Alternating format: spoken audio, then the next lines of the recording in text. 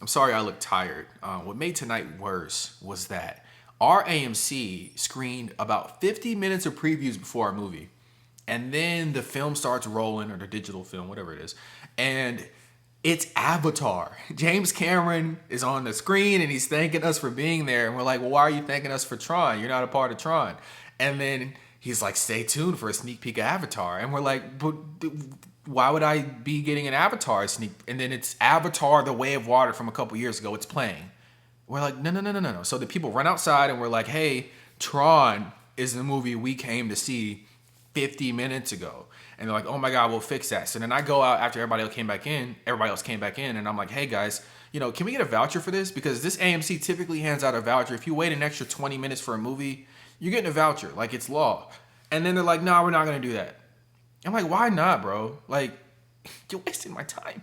And last time I got a voucher from them, it was expired. And I had to like force them to honor it. I said, you gave me this 2 days ago. It expired in March of this year. You gave it to me 2 days ago. Whatever. Tron. That's my intro for Tron. Tron was pretty good. I had no expectations for it. I absolutely despise Jared Leto. Like, I don't like his like white Jesus face. And also he's kind of a cult leader apparently. And he's just like, he always gets into his roles and becomes weird in a way that I don't think really serves any purpose. But here he's able to be pretty dull because he's like an AI program, and I think it works. Here's the synopsis I wrote up. So Jared Leto stars as Ares, a materialized AI program primed to be an enforcer / weapon of war for a maniacal billionaire. Not long after his inception, Ares becomes fascinated with phenomena that are uniquely human.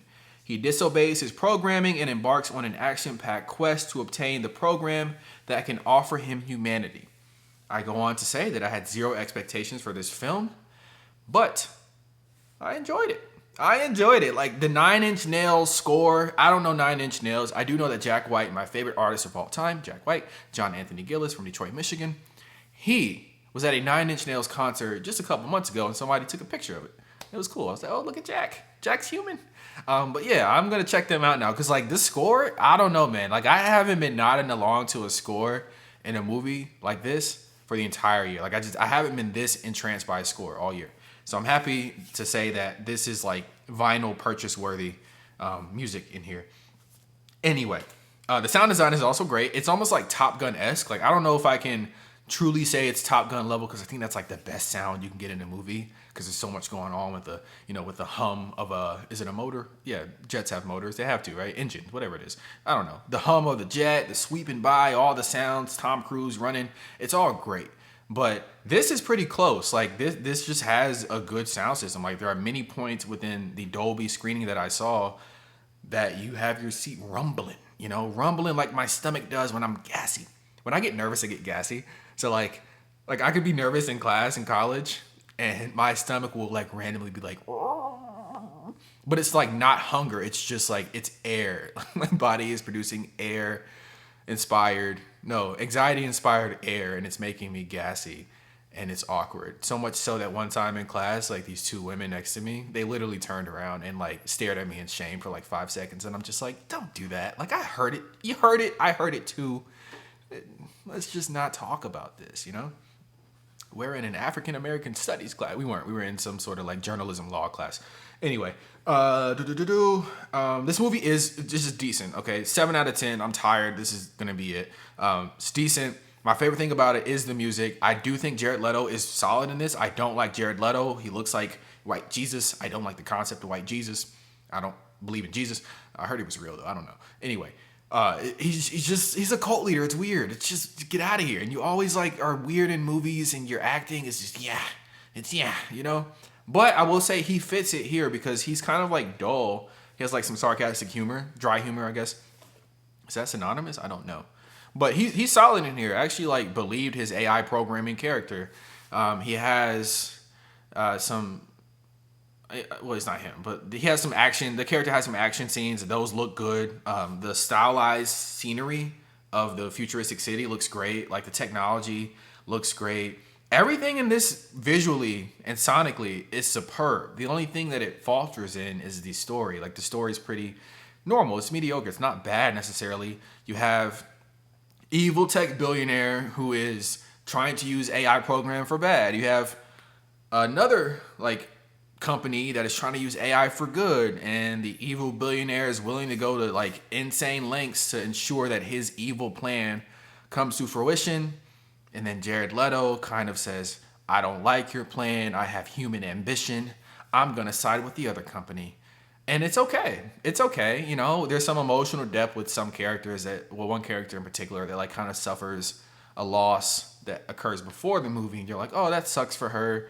I can see why she has this mission for herself personally and emotionally. And then Jared Leto understands that story and becomes empathetic to that character. And then that's kind of his driving force to seek humanity. I think he wants to experience the love and pain that comes with our experience. Don't know. Again, nothing in this is profound. Also, like nothing in this is groundbreaking. It's pretty mundane stuff, but it's fun at the movies. I highly recommend seeing this in Dolby or IMAX. I saw it in Dolby, as I stated previously. I had to pay for it. AMC A-List did not cover this, so I paid $25 for it, and I don't regret it. I also paid $25 under the assumption that I could buy the popcorn bucket associated with this movie, the light cycle, which is the vehicle that the characters use for most of the movie, and it wasn't available at this AMC because why would it be? They're screening movies 50 minutes into the trailers. They're not having the popcorn buckets. They're giving you expired popcorn vouchers. They're 30 minutes from my home. They're messing up. They're messing up. Anyway, good movie, 7 out of 10. I see this is getting killed in reviews. Why did my shoulder do that? I don't know. It's like half and half on Rotten Tomatoes, which means 50-50, if you don't know. And I think that's unfair. Like, this is not, I mean, Rotten Tomatoes, for those who don't know, means that, like, if somebody gives it a positive review, it's fresh. If they give it a negative review, like, generally negative review, it's rotten. But if a movie is 65%, that doesn't mean that it's like a 6 out of 10, 6.5 out of 10. It means that, like, 65% of the people thought it was good enough to say something positive about. It was like, so like a 6 out of 10 and higher. Anyway, you don't care. Goodbye. 7 out of 10. Jared Leto, stop doing what you're doing, but you can do stuff like this more often for all of us. We all win when you do this. And then Asian actor in the movie, black actor in the movie. By actor, I'm saying these people are actors, but they're female. So actresses, I guess. Hassan Minaj. All you guys did a good job. I don't even like Hassan Minaj. You know, he's just kind of annoying. But great guy, I guess. Good job.